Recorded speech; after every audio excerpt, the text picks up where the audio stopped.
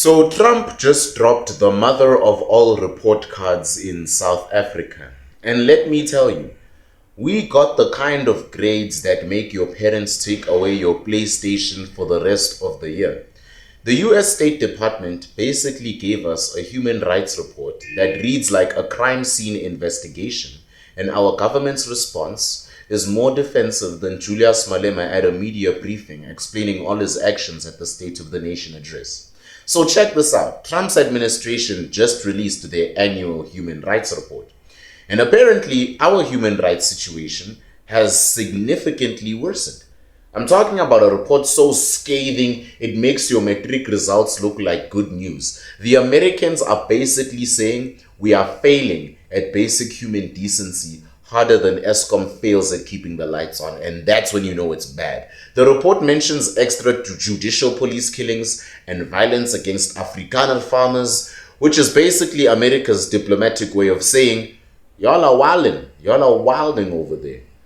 It's like getting a complaint later from your neighbors about your house party, except the neighbors are the world's most powerful country, and your party is apparently violating human rights. Makes you wonder, what exactly were you doing in that party? But here's where it gets absolutely serious. Our government's response to this damning report, they called it deeply flawed and inaccurate. Bruv, that's the same energy as failing a test and then telling the teacher they marked it wrong, even though you know you didn't study. Like maybe, just maybe, if America, out of all countries, is saying our human rights are trash, we should check ourselves before arguing with our teacher, before we wreck ourselves. The timing couldn't be more perfect either. We are already dealing with Trump's tariffs. Again, our economy is more fragile than a Nokia phone that has been dropped once, and now we get slapped with a human rights report that basically says we are the bad guys in our own movie. We are the Thanoses in our Infinity Wars. It's like being too late for a job interview and then getting a speeding ticket on the way there. One disaster after another, and then you blame everyone else except yourself. Our government's response strategy seems to be straight out of the denying everything playbook. They are acting like this report is fake news, which is basically the international relations equivalent of putting your fingers in your ears and going, la la la la la la la, I can't hear you. Meanwhile, Trump is probably sitting in the Oval Office like, these people really thought I wouldn't notice. The report mentions police killings, which honestly isn't news to anyone who's been paying attention. Our police have been making headlines for all the wrong reasons, longer than load shedding has been ruining our lives, that is true. But now it is official. America has put it in writing that our cops are out here acting like they're in a Wild West movie instead of serving and protecting. And the farmer violence situation? Well, America basically said, what y'all are doing over there is not cool, and we can see it. It's like your mom finding out about all the stuff you thought you were hiding, right? All the magazines, suddenly everything is on the table for discussion when you come back home, and none of it looks good because you've been caught. But the comedy gold is in how our government is handling this diplomatic disaster. Instead of saying, you know what, maybe we should look into these issues, guys. They went full defensive mode, like the Epstein Files level defensive mode.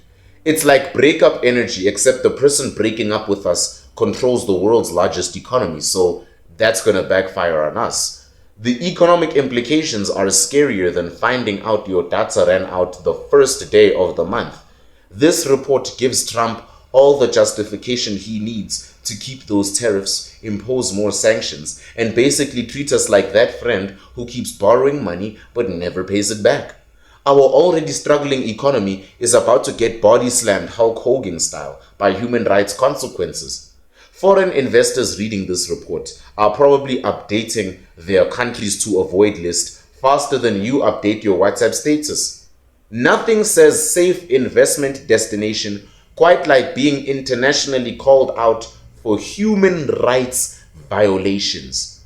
Our tourism industry is probably crying harder than Kaizer Chiefs fans every time they lose to us, and after another disappointing season they're going to have. You just know they're going to have another terrible one. The ANC's response team must be working overtime trying to spin this disaster. They're probably in emergency meetings like, How do we explain that America is wrong about our human rights record while also trying to get them to remove tariffs? That is some next level mental gymnastics right there. That is harder than explaining to your parents why your grades dropped like this while asking for more pocket money and asking them for GTA 6. What really kills me though is that this was totally avoidable. If we just, focused on actually protecting human rights instead of arguing about who gets to violate them and who doesn't, we wouldn't be in this mess. But instead, we are here playing defense against Trump's report card like students arguing with the principal about detention. You know it's inevitable and you know there's nothing you can do about it. The international community is probably reading this report like, wait, South Africa is doing what now? Our reputation is getting demolished faster than RDP houses in a storm in Alexandra. We went from being the rainbow nation with Mandela and his arm up like this to the nation that needs adult supervision. And that transition happened faster than a taxi changing lanes without indicating at all. Trump's executive order addressing human rights violations in South Africa is basically America putting us on their naughty list. That's the kind of list you don't want to be on when you trade deals, investment, and international cooperation. We are getting the diplomatic equivalent of being grounded while all the cool countries get to hang out at the Economic Prosperity Party, and then we're the only ones in our own party called the G20 Summit. The funniest part is our government is acting surprised by this report as if they didn't even see it coming.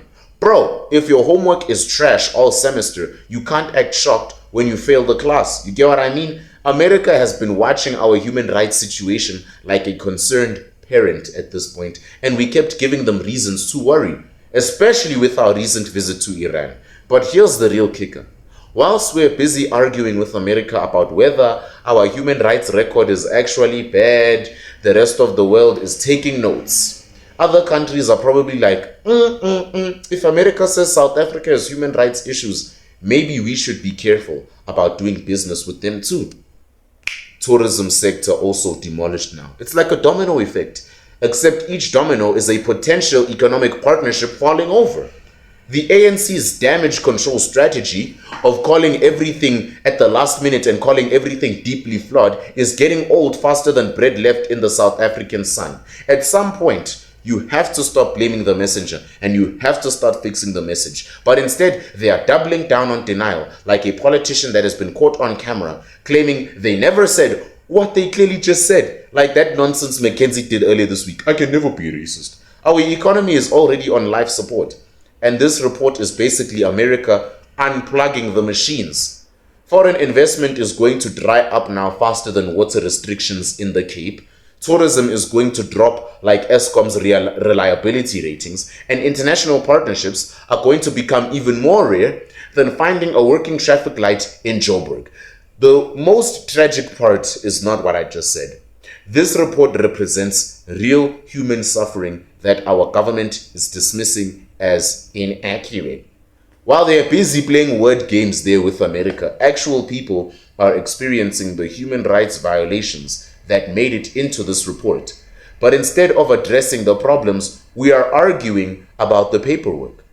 So thanks a lot to whoever thought it was a fantastic idea to ignore human rights while simultaneously stealing money from us and also trying to maintain good relationships with countries that actually care about human rights.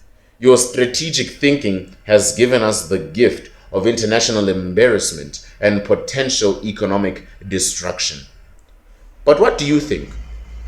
Do you think the Dawn is right? Should our government stop arguing with Trump's report and start fixing the problems? Or should they keep digging this diplomatic hole deeper? Drop those comments and let me know if you think we can actually survive this latest self-inflicted wound.